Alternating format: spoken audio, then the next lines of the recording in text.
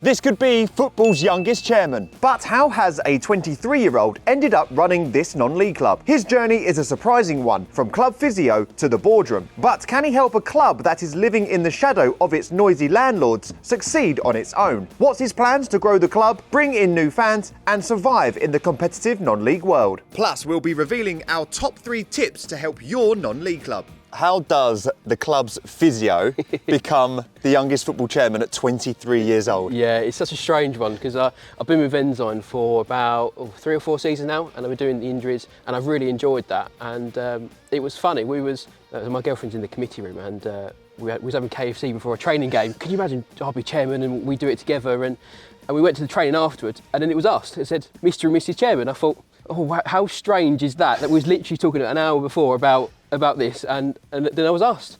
And then we spoke to a few more people, spoke to Alan, the chairman before, and Steve before that, and it just evolved from there, and it's an exciting project. Is there a lot of pressure on you? Yeah, there's a hell of a lot of pressure, especially with a full-time job as well. It is difficult, especially going from the football side, so going what happens in the changing room, to now knowing what goes on management side of a club is quite a big jump. So I've sort of had to hit the ground running and sort of learn all the paperwork, which is lots before before a season. But it's good. I'm really enjoying it. It's very good. What was the biggest surprise when you became chairman? Oh, I think trying to talk to everyone, because we've got 14 youth teams, so trying to liaise with the youth secretary as well as managing all them and the affiliations. There's a lot of paperwork goes on behind closed doors that nobody really knows about. You're always on your phone. That's something they don't tell you, is that you messages, phone calls, people talking to you. It is busy.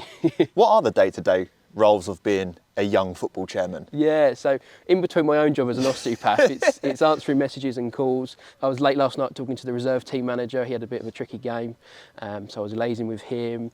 I've been talking to the treasurer. It's a lot day to day of answering questions and emails, and which is not too bad, so you can fit in between my patients and lunch breaks and stuff like that. I quite enjoy being here on the match day because it's quite nice talking to the other team's committee, and I find liaising with other teams, you get information, you get knowledge and what they do, what doesn't work for them, and it's nice to be able to do that as well. Did you have any inkling that this was going to happen? No, none. This was sort of sprung onto me. There was sort of discussions about bringing other people in, but I think the club wanted someone who was already involved and knew the values of what White Ensign stands for, and it was nice to be asked, really, especially as sort of the committee on the older side. To have someone a bit younger to drive the club forward is really good. How do you build a bigger fan base for White Ensign? Because we're here today at the home of Great Wakering Rovers, yes, who themselves have had a brilliant last season with the FA Vars final. How do you transfer fans and get some more White Ensigns through the door? Yeah, this is the biggest thing, because obviously in Great Wakering Rovers are the bigger club, so it's very difficult to get people from the local area. But we are getting a bigger fan base coming each week. We've got a YouTube channel now that we're posting highlights of our games from, and we're getting there. We're slowly building a good little social media as well. We've nearly 10,000 followers on Twitter or X now, which is really good. So that's where we feel like we can grow the biggest, is via the social media channels, and hopefully we can get a few more people through the door, which helps the club. And what's your relationship like with the gaffer? Because it must be quite weird for him, who's been dealing with a chairman who's probably significantly older, to a young, enthusiastic, modern thinking chairman. Absolutely. Me and Aaron get on really well. His style of sort of leadership is interesting, but we've never clashed heads. He's very good and he's loyal. That's it. That's all I ask for is loyalty, and he brings it in huge amounts. Long live Aaron Bloxham, I say, because he's great. Yeah, he's really good. Aaron, what's it like working with the youngest chairman in football?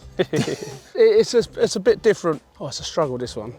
Because he was a physio, he become sort of a friend, so he's obviously stepped up. I think I actually put him forward for the role and gave him a bit of a nudge. He's got all the attributes to become a long-term chairman, because obviously our last chairman was here for a long time. But yeah, he supports it, he lets us get on with things, and he's lovely, he's nice. I can't kill him, to be fair. You're desperately trying to, I want to, yeah, I really want to. But he doesn't hold back against his players. Wait until you hear the most brutal team talk ever. I'm a simple guy, you know you it. Simple as. What's it like having a younger mindset at a football club in Step 5? When I probably started out, I was young myself in terms of management-wise. So I've got similar things to him. So everything just works at the moment. So we can't You know, he's pushing all the things that I would push. We bounce ideas off each other, and hopefully we can sort of grow the club together and have successful times. And how do you recruit players? Is that quite difficult in this area? Because it's in the middle of nowhere. It took us ages to get it. It is. So what I've done is where we used to be, we probably used to be half an hour sort of into town that way. But so out in the sticks, I've always known Great Wake Green. I've played for the reserves and not many years ago. So I know it's difficult to get them. So we've just built our team on young, hungry players who should be given a chance at this level. And they've just grown and taken it both hands, and we've sort of find the ones that are falling out of love for football, and we say, look, come over and we'll try and help you find the love back, and we've pushed them on. So yeah, that's where we go with players. You know, we're not one of these clubs that have thousands of pounds and we can pay a player 300 quid to come and travel and hit a few goals a season, and then someone else offers more and off they go. We just like to build on getting them young, hungry players that sort of play for the badge, but hopefully we can help them push on. Josh mentioned the word loyalty. He said that with yourself. Is that what you look for in your players as well then? The ones that will stick around for a little bit longer than don't just chase that non-league money? Yeah. Look, money's a strange thing. You can understand why people go and grab it. You give up your life to play non-league. It is a life. So if someone's offering 150 quid a week and you can get it, then all means go and get it. But if you can find a young player that just wants to learn, just wants to wait a season, but doesn't want to go on step 4, 3, sit on the bench, they want to play, it's loyalty goes a long way, I think. Well, what's the change room like here at White Ensign? Yeah, it's good. Yeah, we've got some, I said, the youngsters, so they're still learning, but we've got some cheeky ones in there that really do push it out. And I think the oldest we actually have, I think it's 26, is Max. We've got a good group who really want to push and listen and do things right. And I think that's important for the growth of Ensign and obviously themselves. Got to like what you're doing, otherwise, you don't want to spend time with someone that 3 times a week that you don't like. So enjoy it or find another club. It's simple as that. We have had some that have moved on because they didn't enjoy it. That's part of football. But the rest are here, they're all enjoying it, and it's good to work with. What kind of manager are you? Oh, well. So I'd like to say my man management skills are very good. I'll always do anything for the players and back the players 100%. I try to push people to their limits in terms of on their case, because I know they can go that far. I've got April hanging around somewhere. She's sort of the good cop, and I call myself the bad cop, I suppose, at times. Some people out there haven't performed the way they should when they've had the chance, that need to get their heads down today and make sure that today is the day they step up. Because if you step up today, it doesn't really matter what you've done in the past, because it's a new time. And mainly that is hit towards Kian, because he's been absolutely shit. And that's truthful. That's truthful. Yeah, I'm a truthful guy. You shit. Simple as. So in terms of formation, we're going to go to a nice diamond. We haven't got an awful lot of centre midfield players, so we've had to adjust in what we do. Okay. Blisters up top, Kian and Ellis up top. Yeah. So Kian, that's you together as a 2. As a 2, yeah? As a 2. Not you coming down here to see Monk. This is you up here, yeah? You said 3 is a striker though, innit? Did he say Ellis? Did he say Ellis, Phil and Kian up top? He meant the top and bottom. Alright, cool. Starting well, Kian, starting well. Kian, your job is that way. Yep. Billy will flick the balls onto you today. That is you, okay? Not you round here, you in there. Got that? Perfect. Ellis will pick up anything in and around here, but you are in behind, yeah? Kian is in behind. If he comes to you and wants the ball in here, tell the geezer to f*** off. It's simple as that, yeah? It's not we give the ball to him. I don't want Kian in amongst here, yeah? It's simple. It cannot be any more simpler. It's the same if Blisters drops in and he comes and he's trying to thinking he's Paolo and he wants the ball in there. Blisters, off mate, you're up there, yeah? Blisters does get the role today of a free role, yeah? So we're saying there, but he will go and do there, he'll go and do there. That is absolutely fine with me, okay? We have a lot of people out there today that can win headers. Looking at them, they're going to be nice and tall, win your headers. If this goes terribly wrong, the plan B will be revert to a 3-5-2. Frankie will come in there, the 2 will go there, the 3 will go there, yeah? Don't give anything to Brad that's going to hold up and we're not put enough on it. Don't make mistakes, chaps, yeah? If we have to put things through, we put things through. Yeah, we obviously don't want to go back there on Tuesday, so let's make sure we can win the game today. Come on. The gaffer had a few words for you in the changing room, but how have your performances been? Nah, it's not been good enough. It's honest, it ain't been good enough. But today's a new day, isn't it? You're only as good as your last game, they say, don't they? And how are you feeling about today's game? Buzzing, to be fair. It's a great day out. I took a little walk along the pier today, actually, just to, get ready for the game. So, yeah. What can we expect from you on the pitch? Pace, hard work, and just being direct, really. Goals? Goals, yeah, of course. Of course, yeah.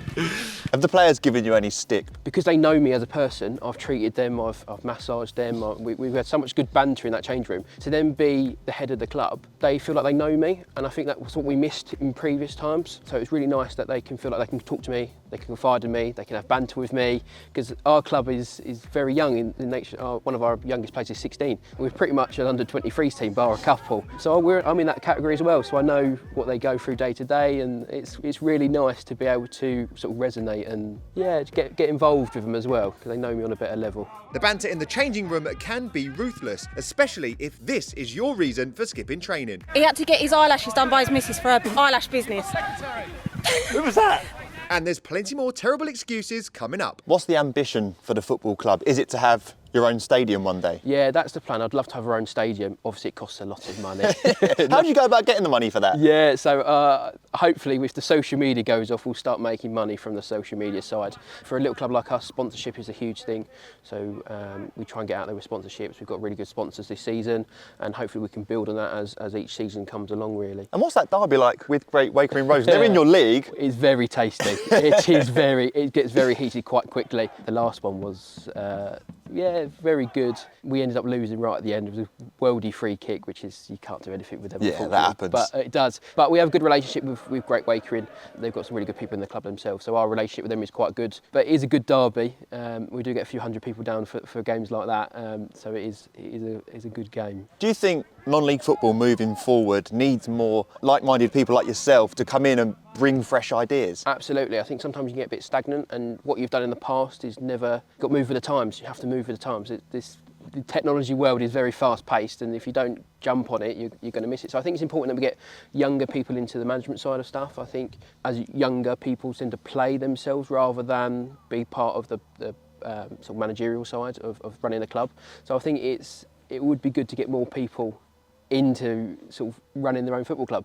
It's not as scary as you think. It is a deep end, but it's not as scary as you think, which is nice. Location Football has visited many clubs over the last few seasons, and we've learnt about the individual struggles they face and how they overcome them. Every club now needs its own brand and identity to draw in new fans. This is even more important for clubs like White Ensign, who share a ground with another football club. But what can they do to stand out? Here's 3 things we've seen at other clubs that you can implement. Non-league fans love a good pint and a burger at the football. We've tasted a variety of foods on our travels, and some clubs have created a unique burger to tempt fans to come and try, such as the Bull Pit Beast at Hungerford. I have heard some lovely things about this burger. Using platforms such as Footy Scran can help your food go viral and draw new fans in. Community days are a great way to bring in families and young kids to the football club. It's an opportunity to support local businesses, which might help with sponsorship. Whitehawk FC, who at the time was sponsored by Utilita, put on a charity game against Guernsey, which featured former England goalkeeper David James. Then there's football kits. Farnham Town are known for their shirt sponsorship with the Sidemen,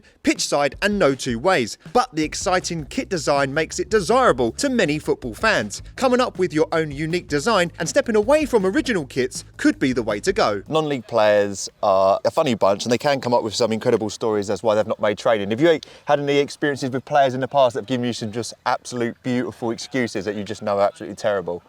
Oh yeah. We've had some. We've had some good ones. We've had some before that has said that he's stuck at work and then he's gone on a date or something. And the boys have seen him after training at Nando's and stuff like that. So it's we've had a few beauties. The beauty of non-league, one of the ones you can't always shout at them and be thinking. You just got to laugh and enjoy the moments, I think. You're late. I've been working. What have you been doing? Fitting pipe all morning. I've been up since 5 this morning. That's dedication, That's isn't it? dedication, yeah. The boys let me leave early though, innit? So, happy days. What's the worst excuse you've heard from a player for missing training? Ellis nearly left early the other day, saying he might have to pick his mum up. Cat's gone missing. Nando's got date with his bird. Carl McAlinden. He's only 16. He's probably only been I think training it's about a gotta week. I think it's got to be eaten boots. Like the dogs. Oh yeah, like yeah. The dogs have eaten your boots. Oh, he had to get his eyelashes done by his missus for her eyelash business. Who was that? Valerie! As well, by the way. I'm never living that down. What happened? Yeah, I was blackmail. So get your eyelashes done. Yeah, mate. They did look good, to be fair. Oh, that was a few years ago, mate. But, I'm a new man now. I know everyone just loves to lie when they're missing training. They say they're working, but really they're at home. Ooh. Yeah, Bill, blisters. He blames blisters and he look, there he is there. Look, blisters. That's why we call him blisters. Isn't it? It's not you again, is it? I don't know what they're going on about. Someone said their goldfish had a swimming gala and they had to attend it. How did that go down? Not very well. Oh well, game's the game, innit?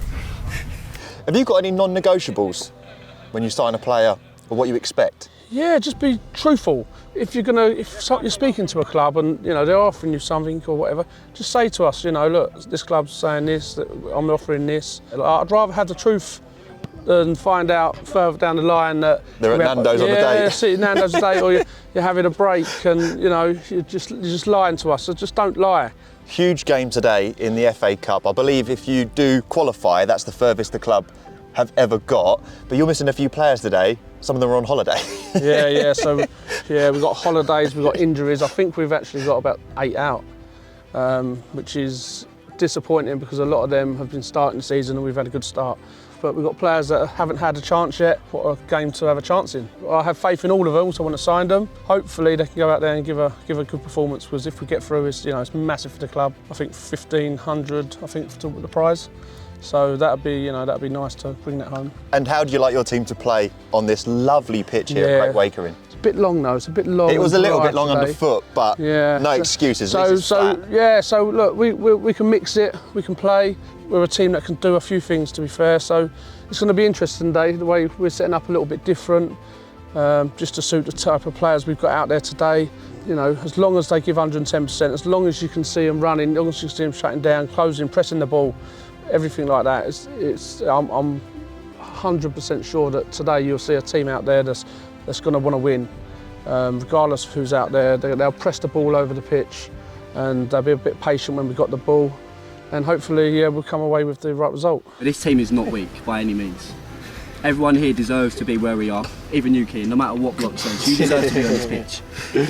We're best as a team, we know that. It's hot, do things together. Attack together, win the ball back together. Concede together, score together. Everything we do together today. Team spirit wins this game. It's a big Hard work, boys. Hard work. Let's Ensign came out the traps flying in the opening minutes, and our man Keane was using his pace to cause havoc in the Brantham defence. But his cutback was sent over the bar and over the fence, which Mr. Chairman had to go collect. With the ball back in play, Ensign looked the most likely to score, and they did just that when Ellis's header was flapped by the keeper and tapped in to make it 1-0. Keane's walk down the pier seemed to be paying off, as the pacey forward was once again down the wing causing problems. His pass found a teammate whose layoff was struck sweetly but hit the beans on toast. The gaffer did say the other team looked quite tall, and they capitalised on that by scoring from a corner to level the game up at half-time. Aaron's half-time team talk included a switch of formation to 3-5-2. We didn't film it because our swear beeper had broken. Unfortunately, the only goal of the second half came from another corner kick. There's not a lot you can do when the opposing team is taller than you. The travelling away fans enjoyed that one and progressed to the next round of the Emirates FA Cup and took home the cash prize of £1,500. But we'll leave the final word to Mr. Chairman. And why should people come and watch White Ensign play? White Ensign is great. It's such a family club. We've got such a young team. They work incredibly hard, and the football's good. I'm not saying every game we'll win, but we'll just fight. We are a difficult team now. I think people come to us now thinking, oh, it's not a guaranteed 3 points. It's not. We will give you the rough and tumble, but we'll give you a good go. And the football is good. It is good. Great stuff. Josh, I wish you all the success, mate. Lovely to meet you.